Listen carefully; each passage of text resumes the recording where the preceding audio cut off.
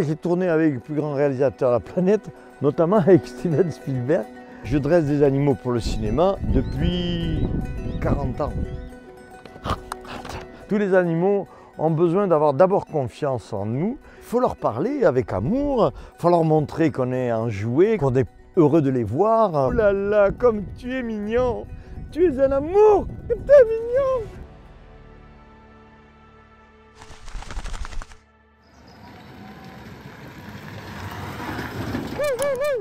Hop, hop, hop, hop, hop, hop, hop, hop, hop, hop. Le loup est un animal méfiant qui doute beaucoup de l'homme. Il n'a pas une confiance, une grande confiance dans l'homme. Il ne nous trouve pas tout à fait fiables. Alors qu'eux le sont beaucoup plus. On va aller dans leur parc. Et bonjour les amis. Lou, lou, lou, lou, lou, lou. Venez, lou, lou, lou. Allez, venez, lou, lou, lou. Ouais, c'est bien. C'est bien. C'est bien. Il s'est cassé la gueule. Je m'appelle Pierre Cadéac et je dresse des animaux pour le cinéma. J'ai participé d'ailleurs à près de 4000 films et j'ai amené mes animaux un peu partout dans le monde entier. J'ai tourné avec Ridley Scott, Steven Spielberg, Clint Eastwood, Luc Besson ou Jean-Jacques Hano, Jean-Pierre Jeunet. J'ai créé une sorte de parc zoologique privé. On a à peu près 350 animaux. Les loups, c'est taquin, c'est... Et là, vous leur apprenez quoi? À être menaçant sans mordre. C'est pas facile. Non! Ouh là là! Oh lui, putain, on n'aurait pas dû le lâcher. C'est vraiment la plaie. Hein. C'est chiant, hein, ouh là là. Hein. Ils ont tout à fait confiance en moi, comme j'ai confiance en eux aussi. Je leur donne ma main. Et on a une relation affective, on peut dire le mot, qui est très vivante, très touchante même. Regardez ce loup comme il est heureux là-bas. Eh le loup! Loupinet, loupinou. Oui, oui, oui, oui, oui, oui, oui. Oui, t'es mon ami. Oh là là. T'es mon ami. T'es un ami. Non, n'en profite pas pour visiter la musette. C'est interdit. C'est bien. Voilà. Et je leur ai donné les règles pour vivre en société humaine. Ce qui ne les empêche pas d'avoir une vie sociale lupine, hein, c'est-à-dire entre eux, ils s'affrontent, il y a un chef, il y a un sous-chef, il y a toute une hiérarchie. Mais oulala, mon oulala, comme tu es mignon, tu es un amour, tu es mignon, oui, oui, oui, tu es mignon. La différence entre les loups et les chiens, c'est que le chien est un animal fabriqué par l'homme. Ça s'appelle un animal domestique. On a fabriqué des vaches à lait, des vaches à viande, des chiens de traîneau, des chiens de troupeau. Mais le loup, lui, est un loup. Et c'est reste le loup qui existait il y a 2000, 3000 ou 5000 ans. Les loups n'ont pas changé et ne sont pas dressables. Nos loups sont apprivoisés mais ne sont pas dressés.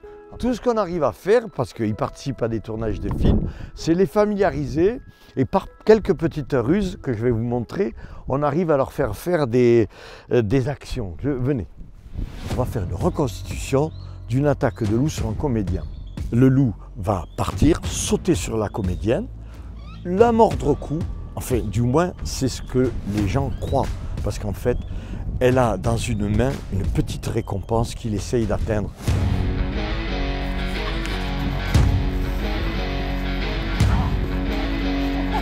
C'est bien, oulala! Oulala, c'est bien! Les comédiens, souvent, ne sont pas toujours d'accord pour le faire eux-mêmes. Parfois, les comédiens se font doubler.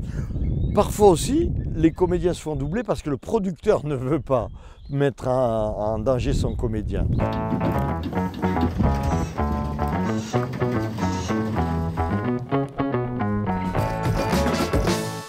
Ah, les amis! Vous voilà les amis, il y en aura pour tout le monde. Oui. Allez, venez, venez, venez, venez. Oh, mais dites donc, petit insolent. C'est des stars qui ont tourné dans des films publicitaires et qui n'ont pas fait encore de long métrage. Ils sont à leur début, quoi. Voilà. J'aimerais bien qu'on fasse un remake du film Madagascar avec, avec des vrais animaux, ce serait pas mal. J'ai tourné avec le plus grand réalisateur de la planète, notamment avec Steven Spielberg, qui était un petit peu, qui était très fier de tourner avec lui. Alors, voilà. Alors j'ai dressé des chiens pour ce film, et je m'étais amusé à dresser les chiens comme en anglais avec l'accent des Pyrénées, l'accent de chez moi. Alors ça donnait Don't move, con, stay here, go there, good boy, good boy. Jamais les Américains n'ont compris que je parlais en anglais à mon chien.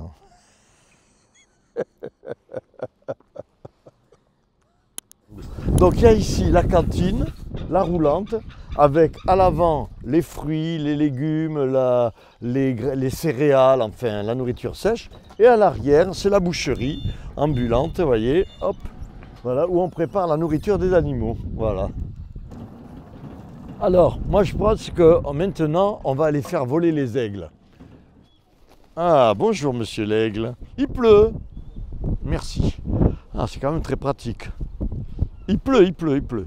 Il est né chez nous, ici. Il est né l'an dernier.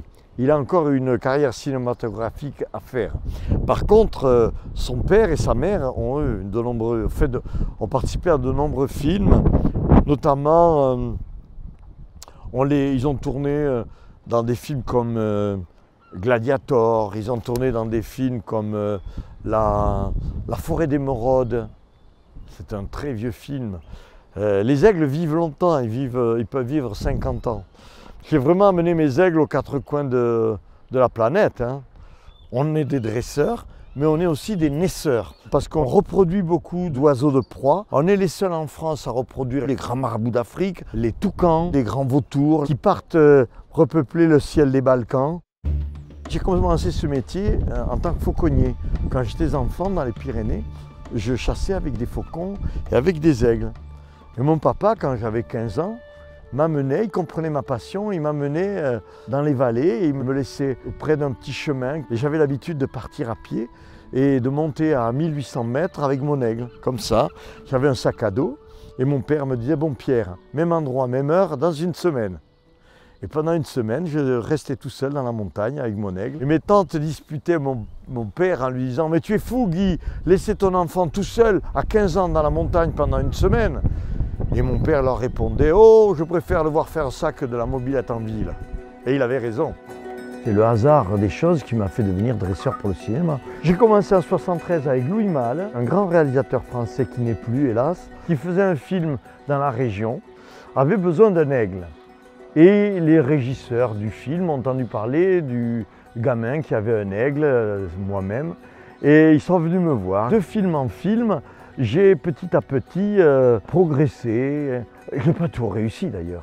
Mais il n'y a pas eu trop d'échecs, heureusement, parce que sinon la carrière est vite foutue. Hein. Si ça se passe mal, on est vite rejeté par le cinéma. Hein. Ce n'est pas un métier que j'ai choisi, c'est un métier qui m'a choisi en fait. C'est une succession de chances qui ont fait que j'ai pu en faire l'activité de ma vie, hein, parce que c'est un travail à temps complet. Hein. J'ai rarement de vacances, mais pourquoi ?